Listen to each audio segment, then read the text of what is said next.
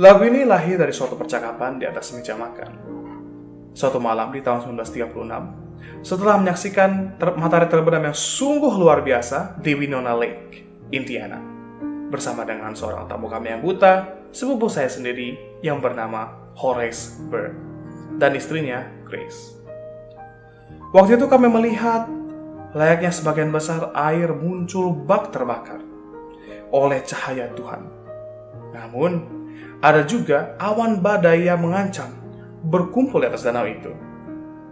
Ketika kami kembali ke rumah, kami pergi ke meja makan, masih membicarakan fenomena yang luar biasa, tontonan mengesankan yang baru saja kami saksikan.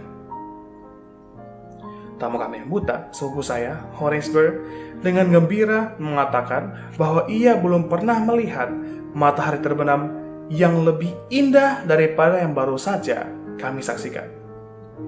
Loh, bagaimana bisa? Bukankah kamu tidak bisa melihat? Saya bertanya kepadanya. Dan dia pun menjawab saya, bahwa ia bisa melihat melalui mata orang lain. Bahkan, ia sering melihat lebih dalam melampaui dari kata matahari terbenam. Ungkapan di balik mata terbenam dan nada suaranya yang luar biasa mengejutkan saya. Saya mulai menyanyikan beberapa syair. Pertama, istrinya pun memohon kepada saya untuk melanjutkannya. Lalu kami pergi ke piano terdekat dan menyelesaikan ayat-ayat pertama. Lalu, kata-kata yang mengisahkan tentang badai yang juga kami saksikan dengan cepat masuk ke dalam pikiran kami. Mengingat betapa dekatnya sepupu kami sebagai pasangan suami istri yang berjalan beriringan selama bertahun-tahun, walaupun dibatasi oleh kebutaannya, segera ayat ketiga pun kami tambahkan. Sebelum makan malam selesai, keempat bait lagu ini telah selesai. Kami tuliskan. Lalu kami pun menyanyikan seluruh lagu ini bersama-sama. Suatu inspirasi bagi kita dalam 1 Korintus 13 ayat 12 yang berbunyi, karena sekarang kita melihat dalam cermin suatu gambaran yang samar-samar, tapi nanti kita akan melihat muka dengan muka. Sekarang aku hanya mengenal dengan tidak sempurna, tetapi nanti aku akan mengenal dengan sempurna, seperti aku sendiri dikenal.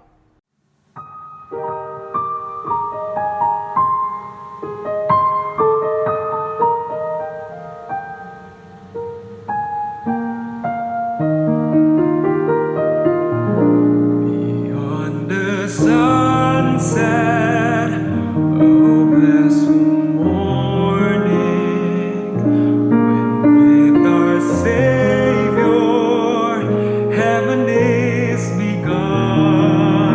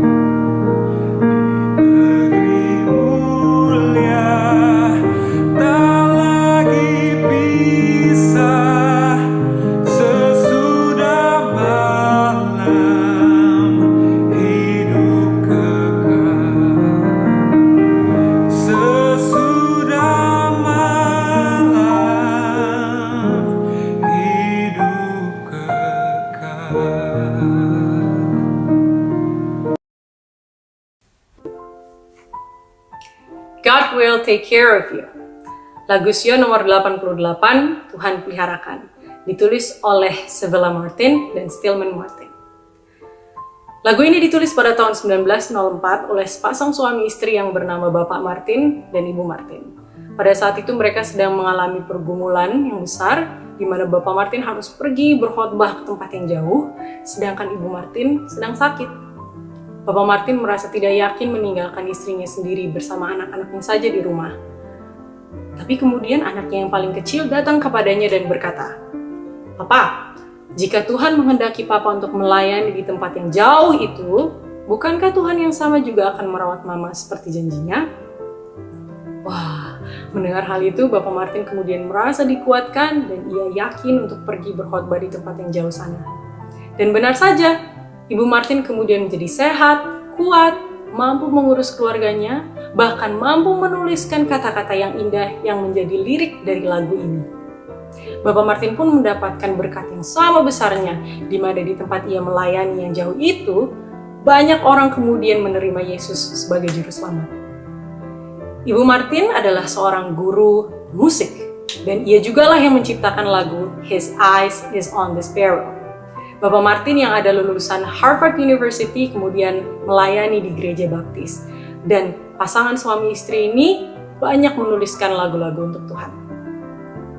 1 Korintus 10 ayat 13. Pencobaan-pencobaan yang kamu alami ialah pencobaan-pencobaan biasa yang tidak melebihi kekuatan manusia. Sebab Allah setia dan karena itu ia tidak akan membiarkan kamu dicobai melampaui kekuatanmu. Pada waktu kamu dicobai, ia akan memberikan kepadamu jalan keluar sehingga kamu dapat menanggungnya.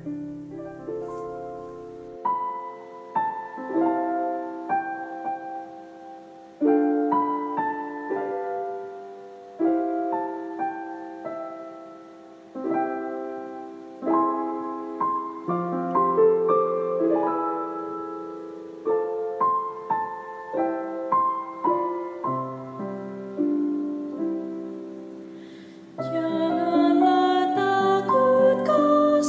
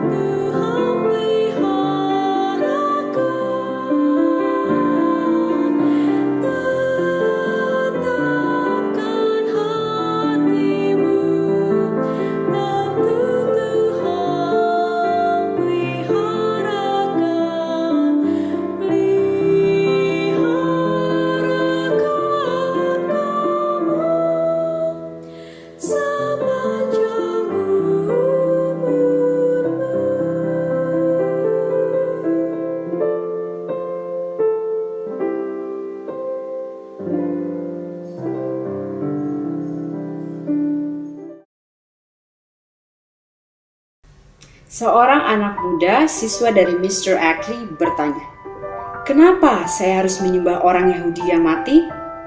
Anak muda ini sedang mengikuti perkumpulan penginjilan yang dipimpin oleh pencipta lagu ini. Seketika itu, Mr. Ackley menjawab, "Dia hidup. Saya katakan padamu, dia tidak lagi mati, namun hidup saat ini, sekarang ini. Yesus lebih hidup dari yang dulu ia pernah hidup. Saya bisa buktikan melalui pengalaman-pengalaman saya, begitu juga dengan kesaksian dari ribuan orang lainnya." Jawaban to the point yang diberikan oleh Mr. Ackley yang disampaikan dengan gaya empati, dengan doa dan usaha-usaha lainnya berhasil memenangkan hati dari anak muda ini. Khotbah yang paling menarik, yang paling mengena ia sampaikan melalui lagu ini, dan dari hal ini membawa ia lebih dalam lagi untuk mempelajari dan meneliti tentang Alkitab mengenai kebangkitan Yesus. Jiwanya semakin diteguhkan dari ayat-ayat di dalam firman Allah, dan dari dalam hatinya dipenuhi oleh Roh Kudus dan bukti-bukti sejarah yang kuat tentang kebangkitan Yesus yang telah mengalahkan maut. Kemudian Mr. Ackley memainkan piano dan menyanyikan kesimpulan teguh bahwa kesaksian pemikiran tentang kehadiran Yesus yang hidup membawanya dengan mudah untuk menulis lagu ini. Di dalam Matius 28 ayat 6, "Ia tidak ada di sini sebab ia telah bangkit. Sama seperti yang telah dikatakannya, mari lihatlah tempat ia berbaring."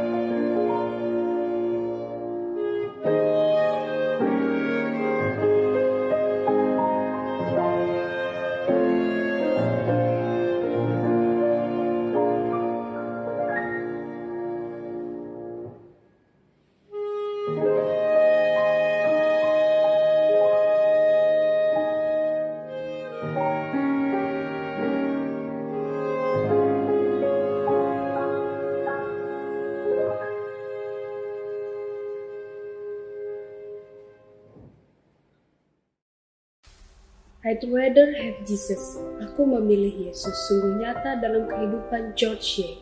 Ibunya suka menulis puisi dan kertas puisi itu ditaruh di atas piano sehingga George bisa melihatnya. Ketika George berusia 20 tahun, dia membuat melodi dari puisi yang ditulis ibunya. Sudah banyak orang yang tersentuh ketika mendengarkan dan menyanyikan lagu himne ini. Pada saat Perang Dunia Kedua di Pasifik Selatan, ribuan angkatan mendengarkan khotbah diselingi dengan suara dentuman senjata.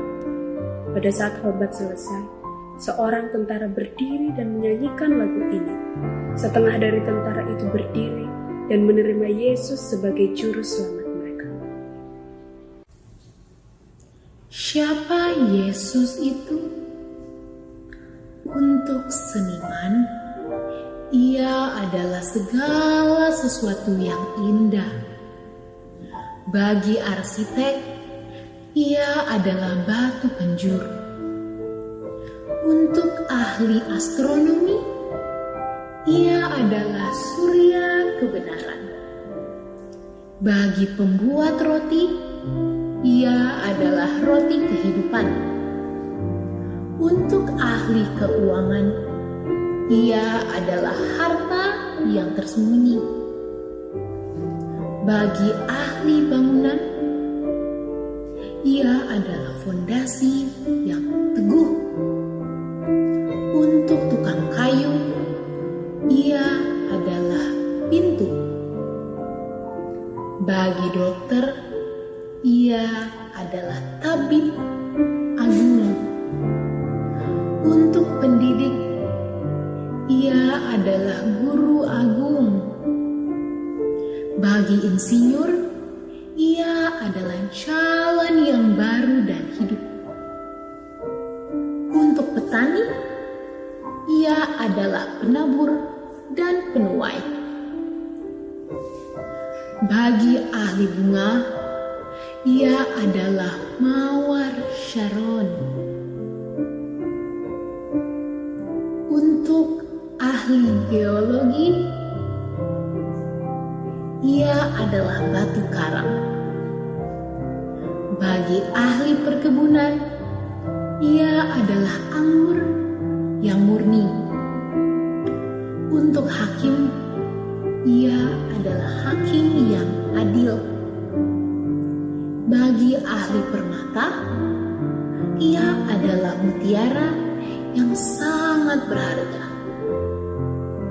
Untuk ahli hukum, ia adalah penasehat, pembuat hukum, dan pendamping hukum yang benar. Bagi dokter mata, ia adalah cahaya bagi mata. Untuk negarawan, ia adalah yang diingini oleh semua bangsa. Bagi pekerja, ia adalah majikan yang baik.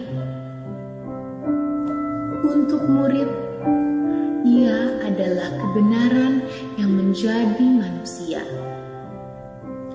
Bagi buruh, ia adalah pemberi perhentian. Untuk orang berdosa, ia adalah domba Allah yang menghapus dosa semua. Dan bagi Kristen, Yesus adalah anak Allah yang hidup, juru selamat, penebus, dan Tuhan yang penuh kasih.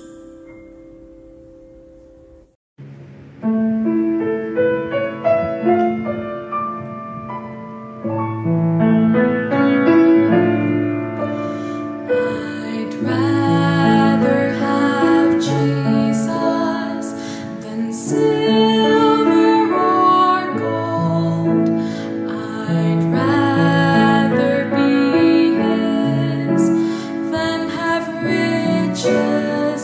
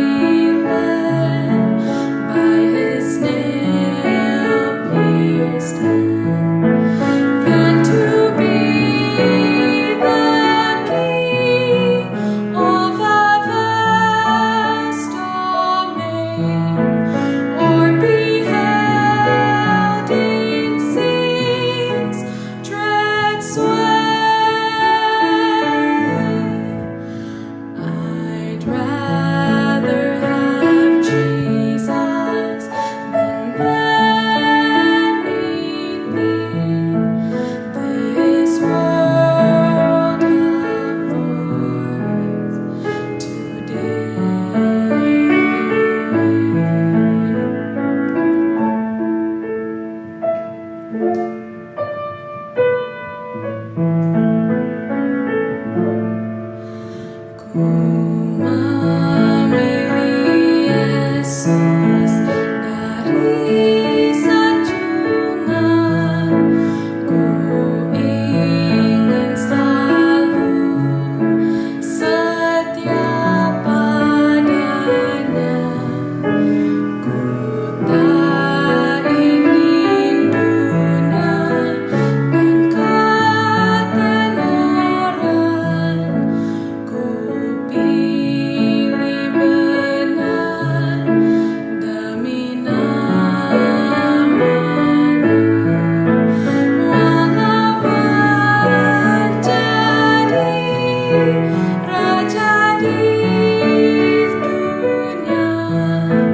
atau dicekam dosa, ku memilih Yesus dari semua yang ada di dunia.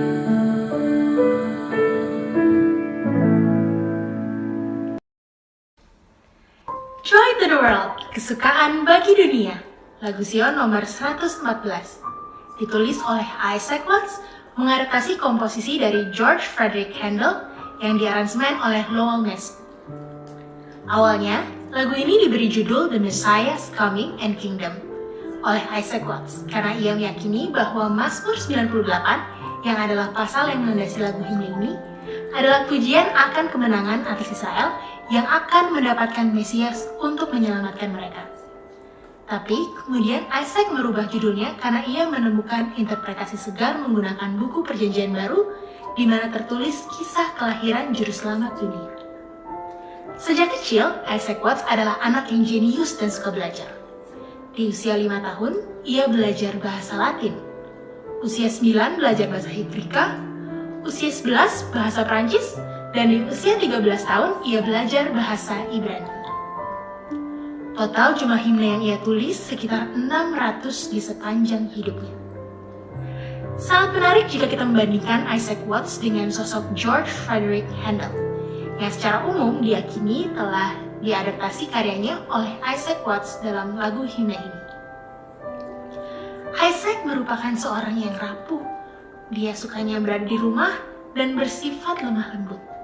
Sedangkan George Handel terkenal kasar, mudah marah, seorang kosmopolitan di Jerman yang piawai dengan piano, opera, dan oratorio. Pada tahun 1741, Handel mulai menulis The Messiah, sebuah oratorio yang sangat terkenal. Ia menulisnya berdasarkan Mazmur 98. Dalam kurun waktu hanya 24 hari, ia menyelesaikan seluruh 53 komposisi dalam oratorio ini. Keduanya tinggal di London, dan ada bukti bahwa mereka saling mengenal satu sama lain. Lowell Mason adalah pencipta lagu himne yang juga seorang musisi handal dari Amerika. Dia juga merupakan pemimpin paduan suara dan pendidik. Dialah yang mengubah sebagian dari Messiah-nya Handel agar dapat mengena pada syair Joy to the World yang ditulis oleh Isaac Watts.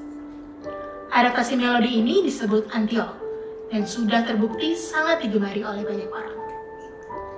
Lagu Joy to the World adalah lagu himne yang sangat populer dan paling dihargai oleh banyak orang di seluruh dunia. Mazmur 98 ayat 4, bersorak-soraklah bagi Tuhan hai seluruh bumi, bergembiralah, bersorak-sorailah dan bermazmurlah. Ini akan kami bawakan dalam bentuk kolaborasi melalui sebuah video. Semoga konser kecil kami ini berkenan kepada Tuhan dan hanya untuk kemuliaan bagi namanya. Janganlah berhenti bernyanyi lagu-lagu dari lagu Sion, sebab banyak sudah yang terberkati. Pasti kita pun akan diberkati. Kami bawakan dalam nama Yesus. Amin.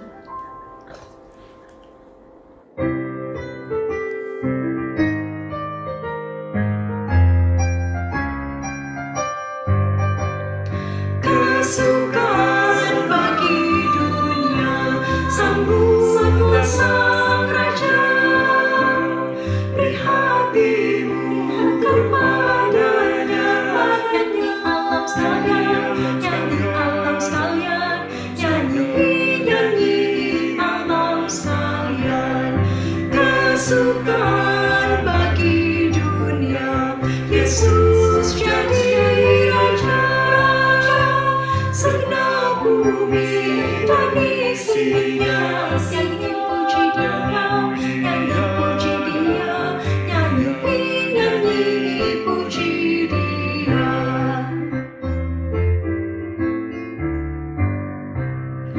Lenyaplah duri dan duka, tiada lagi dosa. Berkat Yesus selamat limpah, selamat diberikannya, selamat diberikannya, selamat diberikannya. Yesus segera perintah